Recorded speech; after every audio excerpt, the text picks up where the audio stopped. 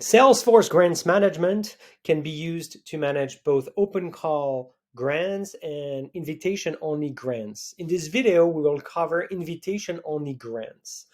This is going to be a three-step process. One, we'll need to make sure that the contact we're inviting is in the system and has a valid email address. Number two, we'll pre-create the grant application on behalf of the applicant. And finally, we'll send the invitation email. Let's see this process in the system. In my scenario, I would like to invite Jimmy Taylor from an organization called Raising Special Kids to apply. The organization already exists, as I can see in the system. If that was not the case, I would simply create a new account by using the option under the Accounts tab, New Account. My contact also already exists, Jimmy Taylor, so I do not need to create it. And I also see that Jimmy Taylor has a valid email address. This is important because the system will send emails automatically, and so a valid email address is required. If the contact did not exist, I could simply add a new contact using the new button.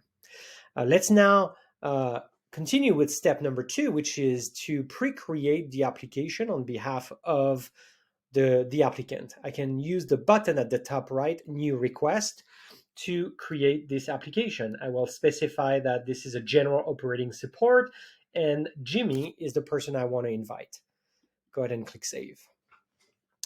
Let's open this, create this invited application. So I see the invited application here.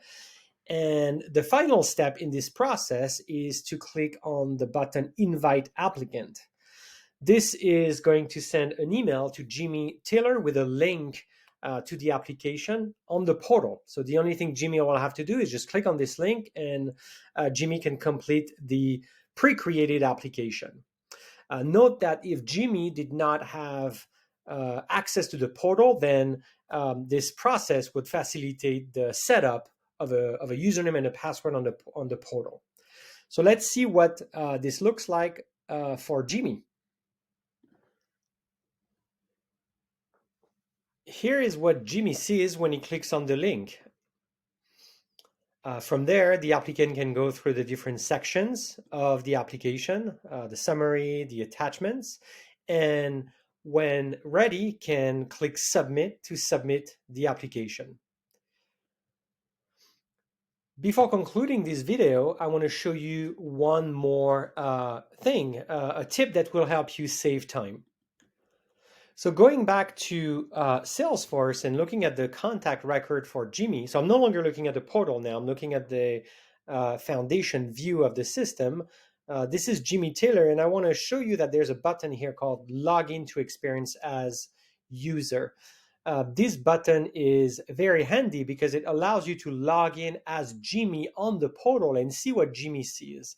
That's very helpful when testing the system, but it might also be helpful when troubleshooting any issues with a grantee, maybe saying that they're not seeing what they're supposed to see.